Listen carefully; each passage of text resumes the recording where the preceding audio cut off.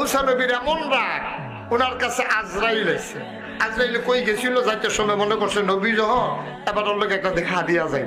তো এই কথা মনে করিয়া যখন গিয়া ঢুকছে, মুসা আলাইহিস সালামের সামনে দাঁড়াই দিছে। গিয়া কয় কেমন আছে? আসি তো ভালোই, কিছু কইবা না? কয় কি কমু, আইলাম তো জিগাইলাম কেমন আছে। কয় যাইতে হুন না যাইও। এখন মুসার কাছে দিয়া যখন যাইতে ঠাস করে দিছে এক থাপ্পড়, চোখ খুললা ফুটে গেছে জমিনে, টোহাই উঠতে লিছে দৌড়। আল্লাহর সামনে গিয়ে চো হাত দিয়ে এটা লইয়া খেলে রয়েছে। আল্লাহ কয় কি তার এখন হাত দিয়ে রাখছো? কেন? কয় যে এটা আসিল এটা নাই। কয় হেয়া তো কিতা? কয় এখনো আসিল যে এটা সেইটা। কয় এই কাম তোরে কেডা করছো? কয় তোমার মুসাইদ করছে। কয় তুই কিতা করছ? কয় আল্লাহ হারাম। ওখানে গিয়া খেয়েছি, কিচ্ছু কইছি না, বলে ভালো রে বিল্লা আমার। কয় যাইতে হইনা যে গেছি বলে ঘি চালাইছে।